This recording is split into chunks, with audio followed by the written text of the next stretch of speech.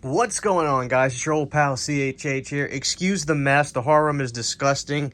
I've got a bear rug down there. No, I didn't hurt the bear. No, I don't even hunt. I don't. My father-in-law has had that for years and years, and he was going to get rid of it, and I figured I'll take the bear. I just wanted to do a simple old school CHH video where I just take my phone and film it and show you guys what I've got. First off, it's obviously this beautiful magazine rack, and I'll tell you where I got it. I just thought it was really cool, and I felt like doing an old school CHH video. Here are my 3 latest pickups. I got the latest Horror Hound today with featuring a Dead Alive special on there. I've got my Scream magazine. I don't get these too often. Usually when I just skim it, if it's got some really good stuff in it, I'll get it because these are kind of a pricey because they're imports.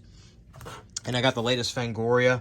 Really bummed I didn't get... I'm not a subscriber anymore. I might have to resubscribe because they had a Leatherface 3 cover for the subscriber versions, and the 9 subscriber versions, the Megan cover.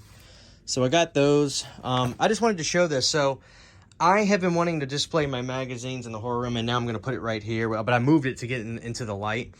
And I just wanted to show this rack. So I went to this store called AtHome. I don't know where those are region-wise. If you have one, let me know. If you know what store, it's one word, I think, AtHome. It's like it's not a department store. It's like it's a mix between a Hobby Lobby and a Lowe's without the tools. It's like the outdoor sections. They got chairs and stuff, and then they got a bunch of indoor stuff. It's like an interesting type of store, AtHome. And I've been looking for a magazine rack, and the problem is magazines are kind of a dying thing.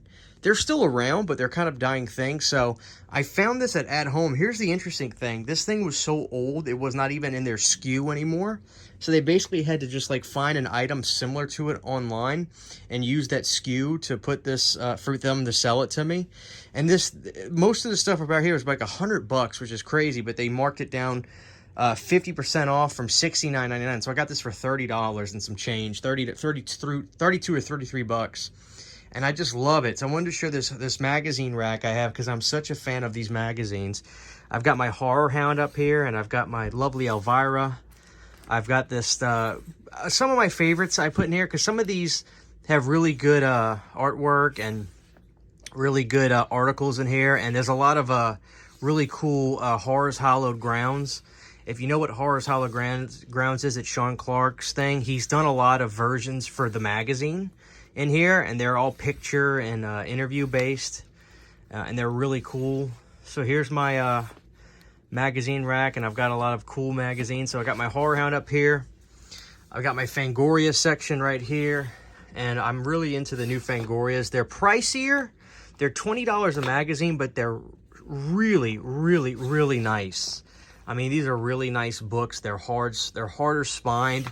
Every page is chock full of stuff.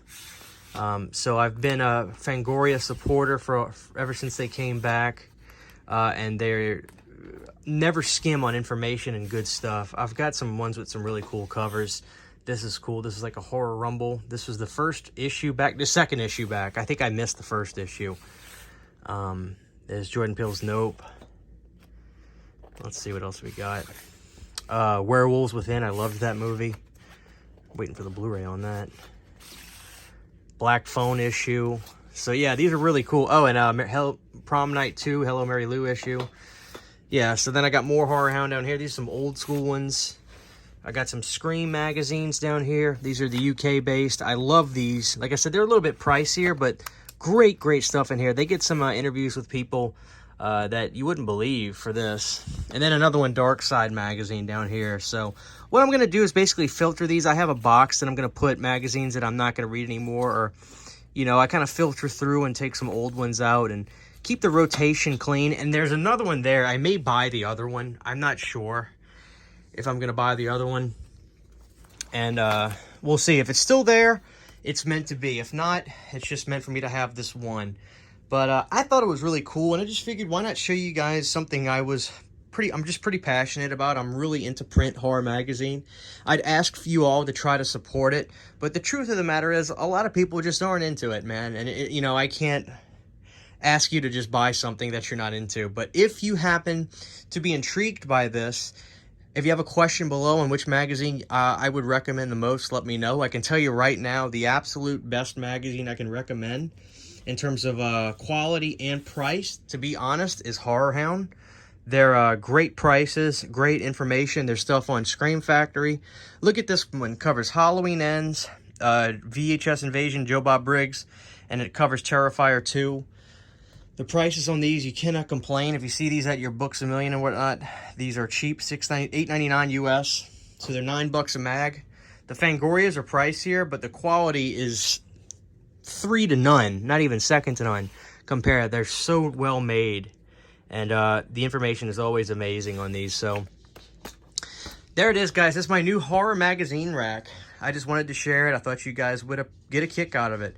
Let me know what you think about this, guys. And if you're interested in something like this, like I said, I got it at AtHome.